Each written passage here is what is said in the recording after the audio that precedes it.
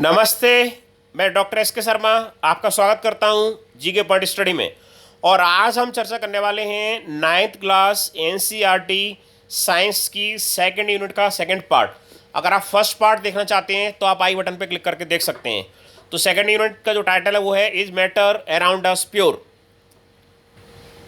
तो पहली चीज आती है separating coloured component from ink. अगर इंक से किसी कंपोनेंट को हम सेपरेट करना चाहते हैं तो हम कैसे सेपरेट करेंगे? This is done by evaporation. इसे हम एवोपरेशन के द्वारा करेंगे। Ink is kept on a plate and plate is kept on a beaker filled with water as shown in the figure. Ink is heated with steam. Direct heating of ink by flame is avoided.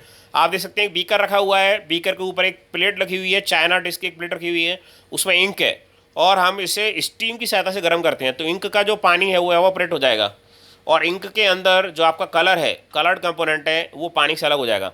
तो evaporation के द्वारा हम इसको अलग कर सकते हैं। हम डायरेक्ट हीटिंग से नहीं करते हैं, नहीं तो जो कंपोनेंट है आपका इंक का वो कंपोनेंट जल जाएगा, उसका कलर चेंज हो जाएगा। अगला है सेंट्रीफ्यूगेशन। सेंट्रीफ्यूगेशन आपका if solid particles in liquid are small enough to pass through filter paper then process of centrifugation is used.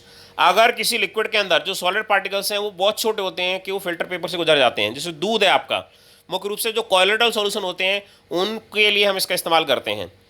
When this colloid solution is spun rapidly, then denser particles are forced towards the bottom while lighter particles stay at the top. अगर हम क्या करें इसमें, जैसे milk है आपका और जब हम इसको स्पन करेंगे, रोटेट करेंगे तो क्या होगा, लाइटर पार्टिकल ऊपर आ जाएंगे और डेंसर पार्टिकल नीचे पहुंच जाएंगे। जैसे आपने देखा होगा घर में कि जब मम्मी लस्सी बनाती हैं तो लस्सी के दौरान क्या होता है, जो घी है दही का वो ऊपर आ जाएगा और जो डेंसर पार्ट है वो नीचे रह जाएगा। ऐसी जब दही से ब्लो करके जो घी निकालने की प्रक्रिया है वो इसी सेंट्रीफ्यूगेशन की प्रक्रिया होती है जो रई चलाते हैं। इसका दूसरा इस्तेमाल क्या है, use in blood and urine test in lab. Lab में जब हम ब्लड का टेस्ट करते हैं, यूरिन का टेस्ट करते हैं तो उसके कंपोनेंट्स को अलग करने के लिए, या यूरिन जो है या ब्लड हमें ये कैसे नजर आते हैं, ये हमें नजर आते हैं होमोजेनियस सॉल्यूशन, लेकिन वास्तव में ये हेट्रोजेनियस होते हैं। तो इनको अलग करने के लिए भी हम इसका इस्तेमाल करते हैं सेंट्रीफ्यूगेशन का। अगला use in dairies to separate butter from cream. Butter को क्रीम से अलग करने के लिए भी हम इसका इस्तेमाल करते हैं। Use in washing machine to remove water from the clothes. Washing machine में क्या होता है, जो पानी होता है जब स्पन होता है अच्छी तरह से वॉशिंग मशीन के अंदर उसका रोटर, तो जो पानी है वो सेंट्रीफ्यूगेशन के द्वारा उससे अलग हो जाता है। अगला है separation of to immiscible liquids. अगर दो इमिसिबल लिक्विड है तो कैसे हम अलग करेंगे, जैसे आप सरसों के तेल को पानी में डालिए तो उसमें मिक्स नहीं होता है यूनिफॉर्मली, तो इमिसिबल है। केरोसिन नहीं होता है, उसके ऊपर तैरता रहता है। तो आप डायग्राम में देख सकते हैं कि केरोसिन और वाटर का एक मिक्सर है, वो तैर रहा है फनल के अंदर में। तो हम क्या करते हैं, थोड़ी देर इसे सेटल डाउन होने देते हैं। Pour this mixture into a separating funnel as shown in the figure. Diagram आप देख पा रहे हैं। Leave it undisturb for some time. थोड़ी देर के लिए इसे अनडिस्टर्ब छोड़ दीजिए। Till separate layers of kerosene and water are form. जब तक केरोसिन और पानी की सेपरेट लेयर फॉर्म हो जाती है तब तक इसको छोड़ दीजिए आप। ना open stop cock to remove lower layer of water carefully. अब नीचे स्टॉप कॉक खोल दीजिए, उससे आप पानी को ड्रेन आउट कर लीजिए। जैसे पानी ड्रेन आउट हो जाए आप उसे बंद कर दीजिए। After removal of water close the stop cock. This separation takes place because of difference in densities of these two liquids. अगर आपके इमिसिबल हैं तो उनकी डेंसिटीज अलग अलग होंगी, तो इसीलिए ये आपका सेपरेशन हो पाएगा। अगर डेंसिटी सेम होंगी तो हो सकता है वो मिसिबल हो जाए आपको। Separating mixture of salt and camper. Salt आपका वाइट आपको नजर आता है, उसका पाउडर हो, और कैम्पर कपूर का पाउडर हो, तो उसका मिक्सर आप देख पा रहे हैं डायग्राम में नीचे रखा हुआ है। और हमने एक फ्लास्क जो लिया हुआ है वो आप डायग्राम में देख सकते हैं, और उसको हमने ऊपर कॉटन प्लग लगा दिया, बंद कर दिया है, और नीचे से हल्के हल्के गर्म करना चालू किया। तो आप जानते हैं जो कपूर होता है आपका वो क्या होगा, वेपराइज होगा। लेकिन जैसे ऊपर जाएगा, काफ़ी कम गर्म करेंगे यहाँ पे हम, ऊपर जाएगा वेपर फॉर्म में कन्वर्ट होगा, तो वो ऊपर जा करके सॉलिडिफाई हो जाएगा, क्योंकि ऊपर आप ठंडा है, सॉलिडिफाई हो जाएगा, तो आपका नमक और जो कपूर है वो अलग हो जाएंगे।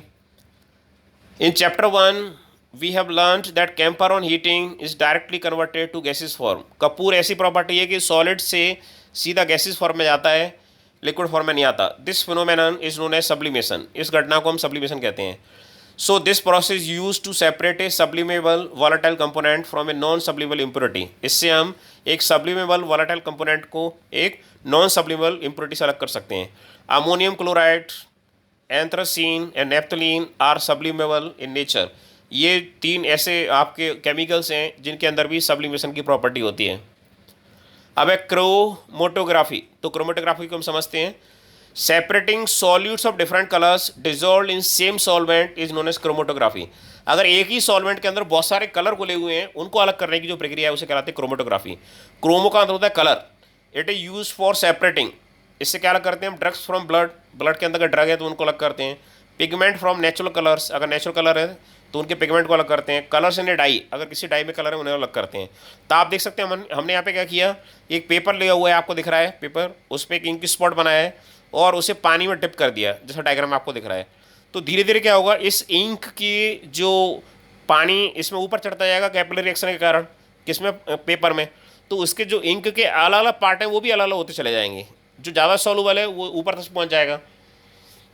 तो ये सॉल्युबिलिटी के आधार पर अलग होते चले जाएंगे। तो इस घटना को हम बोलते हैं क्रोमेटोग्राफी। क्रोमेटोग्राफी की डिटेल्स जो है आप लोग आगे जब केमिस्ट्री पढ़ेंगे 11वीं 12वीं क्लास में और हायर क्लासेस में, तब डिटेल में आएगा ये। अगला है distillation.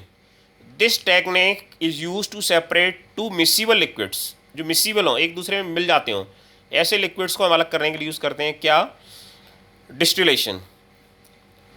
Liquids having large difference in their boiling point, condition क्या है कि उनके बॉइलिंग पॉइंट के बीच में क्या हो, काफ़ी अंतर हो। Like water and acetone, acetone और वाटर के जो बॉइलिंग पॉइंट है उनके बीच में काफ़ी अंतर होता है। This mixture is a taken in A distillation flask, आप डिस्टिलेशन फ्लास्क देख सकते हैं, वहाँ पे से लिया गया है, उसे गर्म किया जा रहा है। फिटेड विद ए थर्मोमीटर, ऊपर थर्मोमीटर लगा हुआ है। On heating acetone vaporises and condense in the condensed and it is collected at the outlet of condenser. तो क्या होता है, जब एसीटोन यहाँ से वेपराइज होकर जाती है, आप डायग्राम देख पा रहे हैं कि जब गर्म करती है तो एसीटोन वेपराइज होकर जाती है, वेपराइज होने के बाद वो जब यहाँ पे आएगी तो ये कंडेंसर लगा हुआ है, कंडेंसर पानी के द्वारा ठंडा किया जा रहा है इसमें, तो वो ठंडी होकर के वो क्या होती है, फिर से लिक्विड फॉर्म में आकर के बाहर कलेक्ट हो जाती है। तो इस प्रकार के सारी एसीटोन बाहर निकल जाएगी और अंदर क्या रह जाएगा, केवल पानी रह जाएगा। तो इस प्रकार से हम ऐसे मिसिबल लिक्विड्स को अलग कर पा रहे हैं जिनके बॉइलिंग पॉइंट में काफ़ी अंतर है। अगला है fractional distillation. It is used to separate two or more than two miscible liquids when difference in their boiling points is less than 25 degree Celsius. दो या दो से ज़्यादा कंपोनेंट्स जिनके बॉइलिंग पॉइंट के बीच में 25 डिग्री सेल्सियस से कम का अंतर हो, तो हम फ्रैक्शनल डिस्टिलेशन का यूज़ करते हैं। For example separation of gases from air, air से अलग गैसेस को अलग करना, एयर में नाइट्रोजन भी होती है, ऑर्गन होती है, ऑक्सीजन होती है, कार्बन डाइऑक्साइड होती है, इनको अलग करना। Different fractions from petroleum products, जो आपके पेट्रोलियम प्रोडक्ट्स रहते हैं, कच्चा जो तेल आता है उसमें से पेट्रोल को, डीजल को, क्रूसन को, डामर को, इन सबको अलग अलग करना, वो भी फ्रैक्शनल डिस्टिलेशन है। तो आप देखिए इस डायग्राम में, जरा इस डायग्राम में क्या घटना घट रही है। इस डायग्राम में आप देख पा रहे हैं कि एयर फिल्टर के द्वारा आई, कंप्रेसर में गई, ये कंप्रेसर आपका, कंप्रेसर उसे कंप्रेस किया गया, तो उसके बाद पानी के द्वारा ठंडा किया गया, ये आपको दिख रहा है यहाँ पे, इसको ठंडा किया गया है। तो कंप्रेस्ड एयर कैसी होगी आपकी, अब कोल्ड हो गई है, ठंडी हो गई है वो आपकी। और जब यहाँ पे आई सेपरेटर में, तो सेपरेटर में क्या हल्का सा गर्म करते हैं, तो सबसे पहले CO2 आपकी बाहर निकल जाती है ड्राई आइस के रूप में, थोड़ा सा गर्म करते हैं। फिर एक्सपेंशन जेट पे उसे एक्सपेंड करते हैं, एक्सपेंड होने के बाद ऑर्गन और नाइट्रोजन, इनका जो बॉइलिंग पॉइंट है वो ऑक्सीजन की तुलना में थोड़ा सा ज़्यादा होता है, तो ये सेपरेट आउट हो जाते हैं डेंसिटी डिफरेंस के कारण और बाहर निकल जाते हैं। नाइट्रोजन सबसे ऊपर कलेक्ट होती है, फिर ऑर्गन होती है, और आपकी लिक्विड ऑक्सीजन है वो आगे चली जाती है।